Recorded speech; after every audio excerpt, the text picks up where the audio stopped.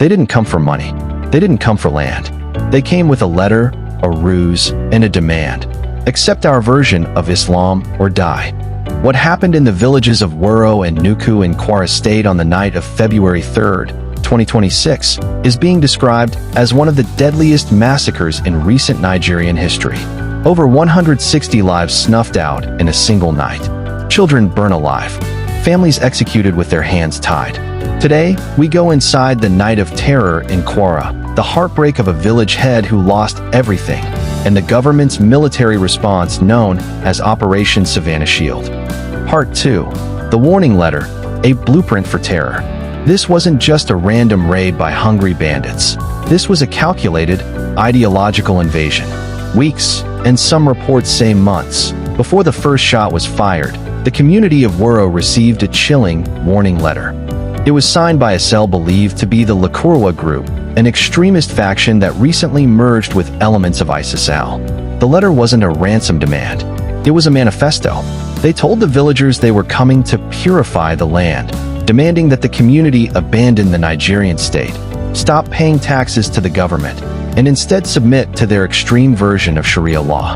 But the people of Woro and Nuku, mostly moderate, peace-loving Muslims, stood their ground.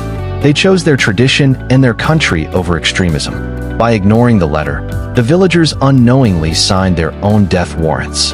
This refusal to attend their preaching turned a mission of indoctrination into a mission of total annihilation. Part 3. The Mosque Ruse, a cold-blooded trap. At approximately 5:30 p.m. on Tuesday, the sound of hundreds of motorbikes began to rumble like thunder across the Kayama Plains. Eyewitnesses say hundreds of gunmen, armed with AK-47s and explosives, surrounded the two villages simultaneously, cutting off every escape route through the bush. But they didn't start shooting immediately. In a move of pure evil, the attackers used the call to prayer, Adhan, as a weapon. They beckoned the men of the village to the central mosque, claiming they only wanted to talk and preach as promised in their letter. Those who showed up, hoping for a peaceful dialogue, walked straight into a kill zone.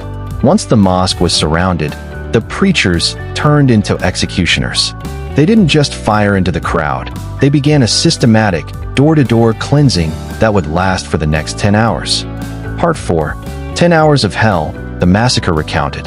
The horror that followed is almost too much to describe. For 10 hours, from sunset until 3 a.m. the next morning, Woro and Nuku were ghost towns filled with screams. The executions, survivors who managed to hide in treetops or under floorboards, described scenes of ritualistic cruelty. They saw their neighbors, the community pillars, rounded up with their hands tied behind their backs and executed. The arson, it wasn't just homes that went up in flames. The terrorists targeted the symbols of the community. They razed the traditional king's palace, the residence of Alhaji Salihu Umar, burnt the local market to the ground after looting millions of naira, and destroyed the school. The preaching deaths. In a final act of irony, they executed the chief imam of Woro, the very man who led the moderate faith they claimed to be correcting. Beside him lay a school principal and a headmistress, the educators the terrorists viewed as enemies of their cause. Part 5. The Toll, Counting the Cost of Silence. By the time the sun rose on Wednesday, the silence in Woro was deafening. The Red Cross and local lawmakers like Muhammad Omar Bayo have confirmed at least 162 deaths, but the number is a moving target. As search parties venture deeper into the surrounding bushland, they are finding more bodies, people who were shot while trying to flee. Local leaders now fear the final toll has surpassed 200. But the tragedy isn't just in the dead, it's in the missing. At least 38 people, mostly women and young children, were dragged away into the forest. They were loaded into stolen vehicles and taken toward the border, leaving a community not just mourning their dead, but terrified for the living. 90% of the victims were Muslims, 5% were Christians. The terrorists did not care about religion. They only cared about total submission. Part 6. Conclusion. Woro and Nuku are currently ghost towns. Thousands have fled into the bush or to neighboring towns like Kayama. As the funerals continue and the smoke clears, one question remains. When will the rural communities of Nigeria truly be safe? Our hearts go out to the people of Kwara.